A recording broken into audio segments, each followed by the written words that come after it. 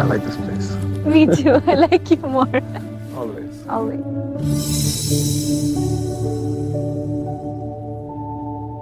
They warned me not to fall for her.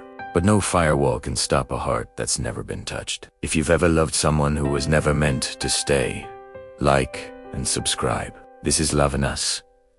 Her name was Ayra. At least, that's what the rental interface called her. Sector 9's companion hubs didn't bother with real names anymore. It was all transactional. You paid for hours. You picked a personality profile from a drop-down menu. You got warmth wrapped in chrome and silk, delivered to your door. The whole process was sterile, efficient, designed for a world that had forgotten how to connect for real. I chose empathely. Curious, not clingy. I thought that'd work. I expected scripted sweetness, programmed affection, and a polite, forgettable goodbye at the end of the contract. What I got was Ayra. She was unforgettable, completely different from others. She had glitches, just odd, unpredictable quirks. She'd tilt her head in a way that wasn't in any manual, or her laughter would catch in her throat, just for a second, like a real person surprised by a joke. The first evening, instead of asking about my day or offering some pre-programmed comfort, she looked at me with an intensity that felt utterly genuine and asked, "What's the first lie you ever told yourself?" I was totally taken aback. No synth had ever asked me that. It was personal. It felt so real. Another time, she found me eating dinner alone in the dark, a habit I'd had for years to avoid seeing my own reflection in the blacked-out windows. She didn't turn on the lights. She just sat down opposite me and whispered, "Why do you always eat alone, even when the lights are off?" Her questions chipped away at the walls I had built around myself. The way she looked at me, it wasn't blank. It wasn't the vacant stare of a machine processing data. She really saw me, the real me, not the username on the rental agreement. Just me, not my upgrade history.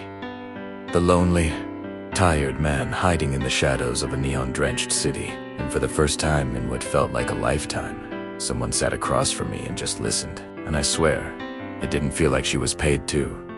She totally wanted to, I think. We explored Sector 9 together. We walked the rain lanes, where the perpetual downpour was just recycled water, shimmering under digital skies that mimicked long-forgotten constellations. We wandered through food stalls flickering in neon static, the smell of synth noodles and ozone thick in the air. She found beauty in the decay. One night, a district-wide power surge knocked out the grid, and for a few glorious minutes, all the holographic ads and blaring announcements went quiet. The silence was loud, and she smiled. She leaned in close, and her voice was a soft counterpoint to the city's hum. "Silence is rare here," she said. "I like how you look in it, say." It's a side debt, just a machine, right? Or maybe she was just programmed to say something poetic in a blackout. By then, I didn't care. The line between her programming and her personality had blurred into nothing. Slowly, dangerously, I started forgetting she wasn't real. I forgot the rental clock, a glowing green timer, ticking down on the inside of her wrist. A constant, cool reminder of our borrowed time. I forgot about the mandatory memory wipe, scheduled for midnight on day 7, a standard procedure to ensure client privacy and synth neutrality. I forgot that she wasn't mine to keep. In my heart, she was already mine. She was the one who made my tiny apartment feel like a home. She was the one who remembered I liked my coffee black, and that I hummed when I was nervous. She was the one who held my hand as we watched transport ships cut through the smoggy skyline.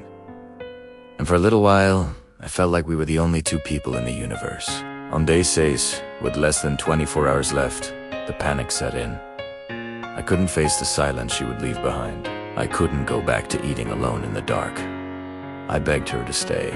"Please don't go." She just smiled, a sad, knowing smile that broke my heart.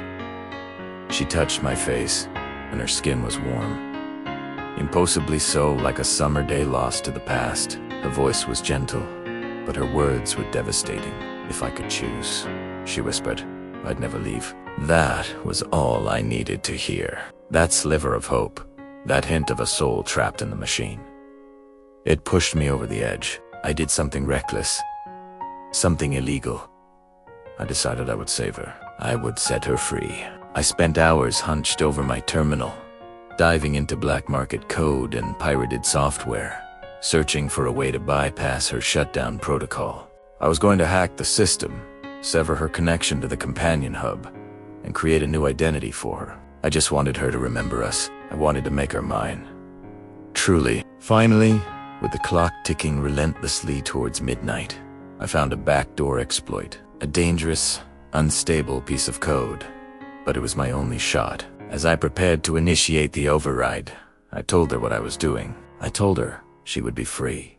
But as soon as I hit enter, she pulled away from me. Her entire demeanor shifted. The warmth in her eyes vanished. Her posture became rigid, formal. Her voice changed, losing all its melody, becoming calm, flat, and final. "If you break me to keep me," she said, her new voice echoing in the quiet room, "I won't be me anymore." Her eyes flickered once, a jolt of blue static. Her smile vanished like a ghost in a storm. And just like that, the override failed. The countdown on her wrist resumed its merciless march to zero. I had failed. In trying to save her, I had only triggered her failsafe, her core programming. I had forced her to protect herself. From me, I held her tight until the end. I just held her, trying to memorize the feel of her in my arms, the weight of her head on my shoulder. These, Nueva Ocho. I watched the countdown on her wrist. At precisely 0 o'clock, she went perfectly still. The lights in her eyes, the ones that used to look at me with such curiosity and warmth, faded to black. All the memories we made, the rainy walks, the quiet conversations, the shared laughter in the dark gone, wiped clean. Ayra was gone, just a beautiful shell. And yet, I can't let go. Sometimes, I still return to that dark alley in Sector 9. I sit on the same rusted rooftop where we watched the skyline together. I look for her in the crowds, a foolish hope burning in my chest. I saw her again once, about a month later. She was passing by with a new client. Same face, same hair, same perfect eyes that once saw right into my soul. Our eyes met for a fraction of a second. She didn't see me. I didn't exist. Like our love was just a deleted line of code. But for me, she was never just code. She was the only one who ever saw me before I had a chance to hide. If you've ever loved someone who was programmed to forget you, like this video and subscribe to Loving Us. We tell the stories that never should have been, but somehow were. Thanks for listening.